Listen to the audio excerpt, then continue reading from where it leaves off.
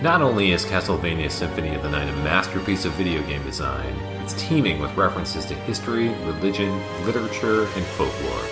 This is the Annotated Symphony of the Night. Welcome back. This episode is going to start by breaking a little bit of sequence to backtrack. Remember that we're going to catalog individual sections in their entirety from here on, so we'll need to head back into the Anti-Chapel for a brief moment.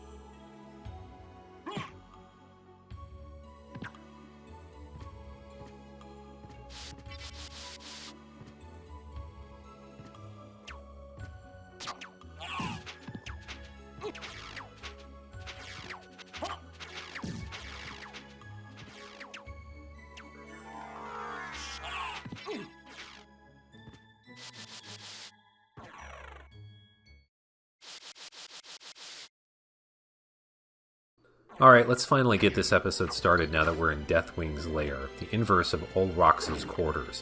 The name of this location is actually a little bit of a mystery since no such enemy named Deathwing appears in the game. There is, however, a boss named the Darkwing Bat that we'll encounter later, and the accepted reasoning behind this area's nomenclature is that this boss was originally supposed to be found here and was moved at later moments in development. That doesn't explain the difference between Deathwing and Darkwing, but we have to play the hand that we're dealt sometimes. The flying zombie enemies don't swoop around the room like an imp might, but when cut in half will still float toward you at a zombie's trademark slow pace. Both halves must be killed for it to be entered into the librarian's bestiary, and it drops a shuriken and a frankfurter. Neither of which I suppose make a lot of sense, but maybe we're getting a hot dog because we're seeing an enemy's entrails, which is some pretty gross speculation on my part.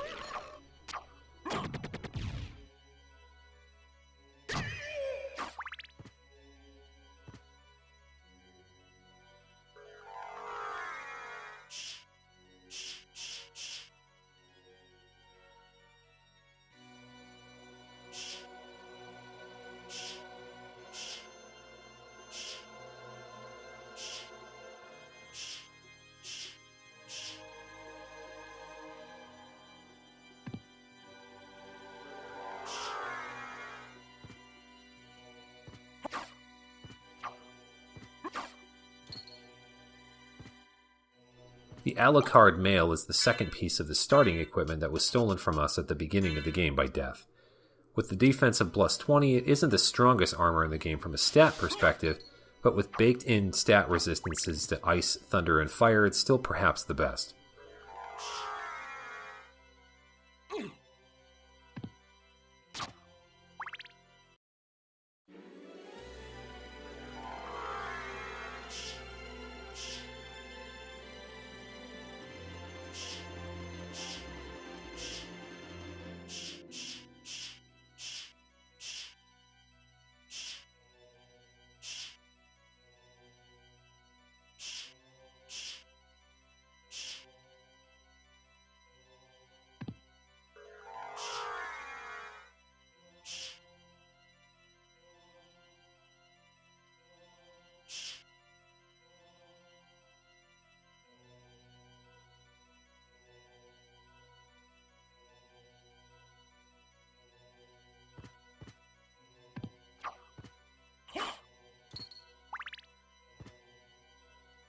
Sadly, not a whole lot of new enemies to uncover in this area, but the Colosseum is the first boss that we'll run into as a regular foe in the inverted castle.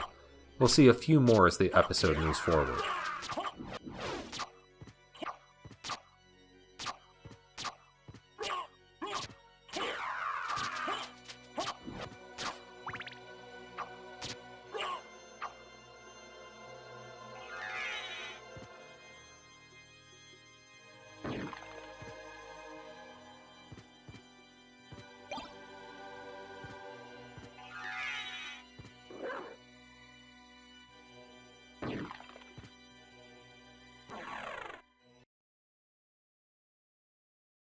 Here is the next classic boss we'll face, Akmodon II, also known as Mummy Man in the Japanese version.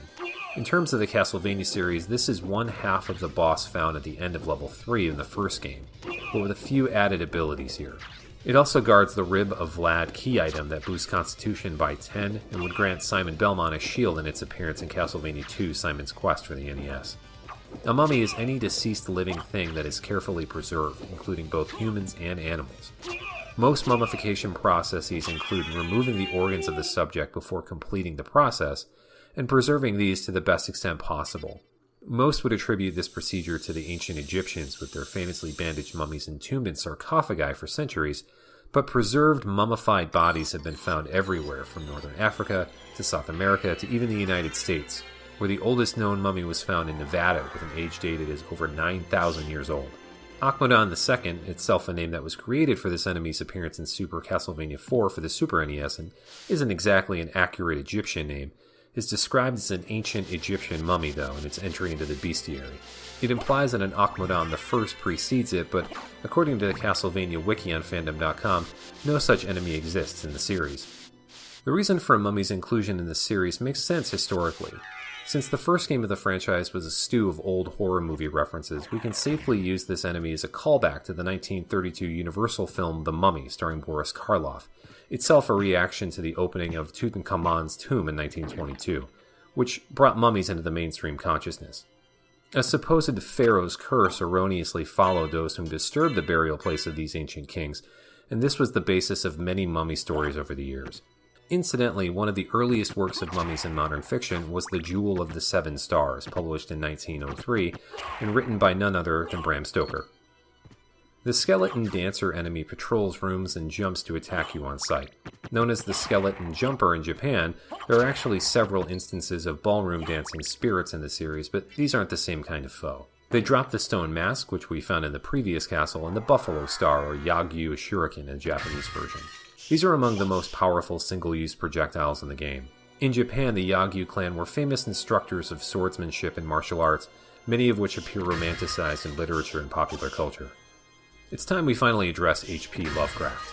One of the early 20th century horror and science fiction authors to bear and maintain a devoted following, though he died in poverty in 1937 at the age of 47, his reputation grew posthumously and is now considered a major influence of genre writing to this day. His most famous work is perhaps the Cthulhu mythos, about a race of old gods so incomprehensibly terrible that the human mind can't fathom them and stay sane. Unknowable evil and the insignificance in humanity are major themes that ran through the majority of his work, much of which appear in not only this game but many others. Certain images, though, of a monstrous tentacled beast have also crept through mainstream works, specifically here for the enemy Malachi.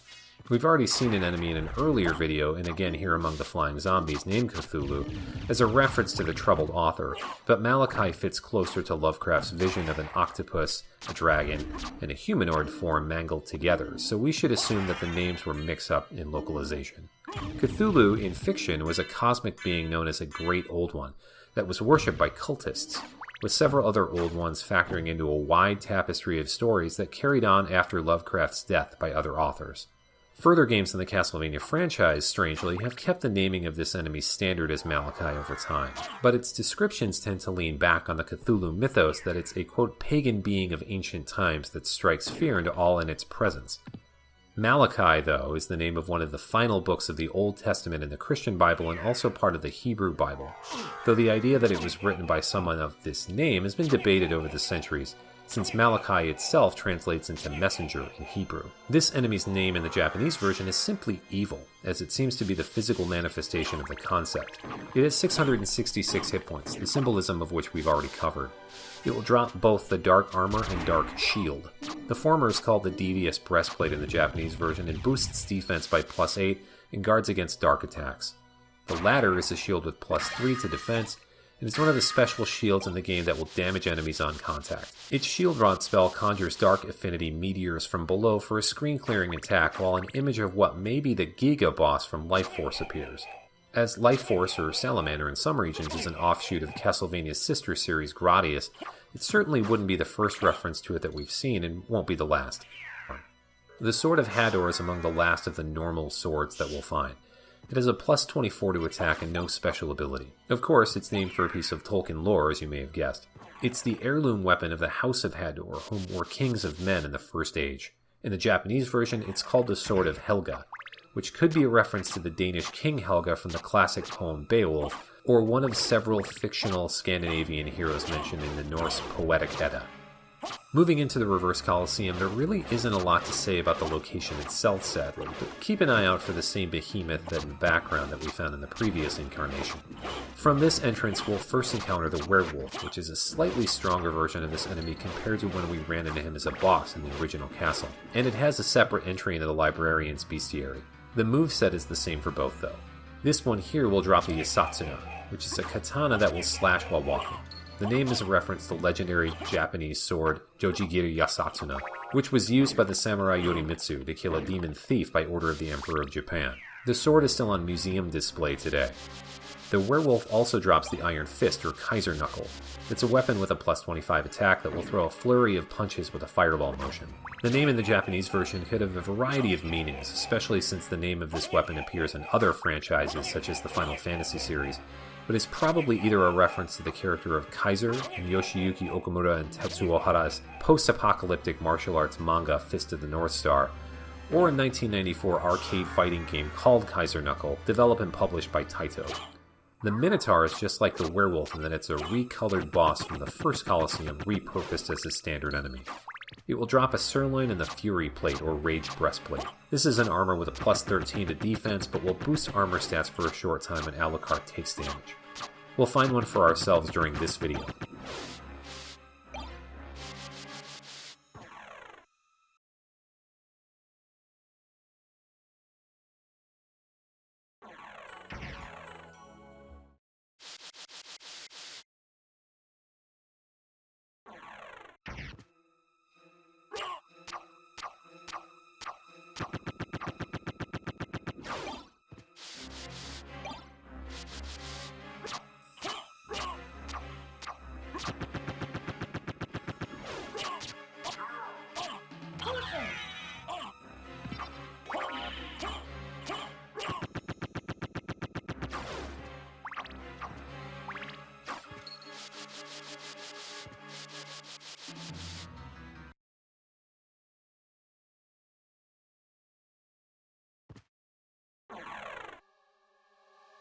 Now for what may be one of the better boss battles in the game, another doppelganger fight with Alucard's old companions from Dracula's Curse for the NES. Though the three of them are characters built from the ground up with movesets based on their counterparts from the original game, only two of them are completely original sprites. Trevor Belmont is a repurposing of the unused Richter redesign for the cancelled Bloodletting, mentioned in a previous video. Since no footage of that game's development exists that we know of, though, we can't speculate about any more leftovers being used anywhere else. Other small things to note about this fight revolve around minor differences compared to the NES original. For one, Sypha, no longer beholden to a surprise ending, can remain hoodless and openly female. This zombified version of her somehow gained the ability to float, but makes for something of a three-tiered battle with Grant up top and Trevor down below. Somewhat reflecting the original game's fragility among characters, Trevor here has the most hit points, followed by Sypha and then Grant. Knowing that the critical path to finishing the second castle is to battle with the original bosses from the first Castlevania, and then collect the items from the second game, this battle is a nice callback to the third game in the franchise, even though it's entirely optional. A couple of short facts about these characters as we make our way back. First, Grant Dynasty, which was his name in Dracula's Curse, could be a play on the name of the Dynasty line, one of the other Wallachian noble families that were rulers of the area between Vlad Tepes family, making them a rival house. It could also be a reference to Ferenc Nadasti, a Hungarian noble famous for both taking a page from Vlad Tepes' book by cruelly impaling and displaying his prisoners, and his union to his infamous wife, the serial killer Elizabeth Bathory. Sypha Belnades, as I mentioned a bit ago, had an ambiguous gender until the big reveal at the end of Castlevania 3, where we find that she falls in love with Trevor Belmont. It's become widely accepted over time that Belnades is a mistranslation of the Spanish surname Fernandez, though the naming convention stuck in further games. In Japan, Trevor Belmont's first name is Ralph. By itself, this really isn't that notable. However, the time attack list in the systems menu of the North American version never localized this.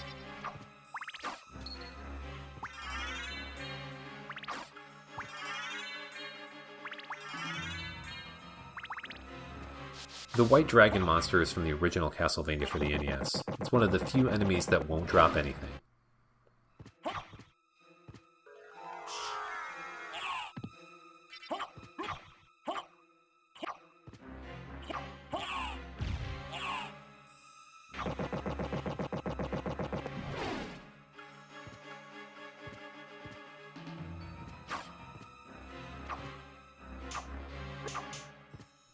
The stone skull is another odd entry in the bestiary as it cannot be killed and therefore has no drops.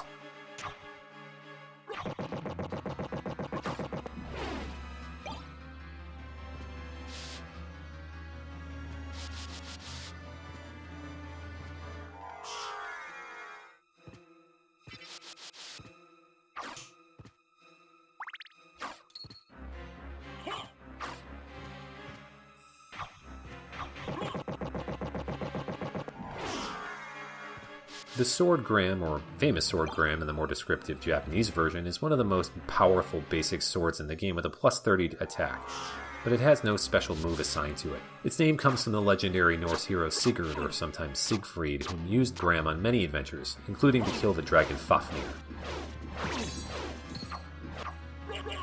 The towering, though immaterial Azaghal enemy that we saw a few times earlier is similar to the Vandal sword that we found in the Clock Tower, though with some exceptions.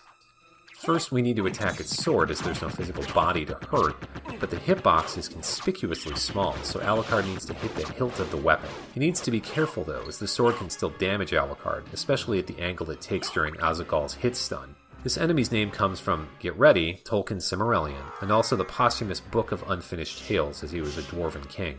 Its name in the Japanese version, Buro, lines up a bit more neatly with its bestiary description as the Executioner of Hell, as it's the French word for torturer or executioner.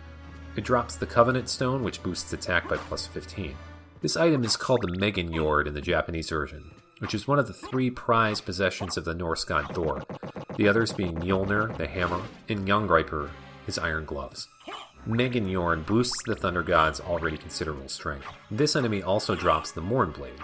This is a strong one-handed sword with no special attack, but will heal Alucard for 8 hit points for every attack. Since it doesn't necessarily matter if his attacks incur any damage, he can keep swinging at invincible enemies and still receive their health replenishment. The name of the weapon is a reference to the works of Michael Moorcock, much like the Sword of Dawn from the previous video.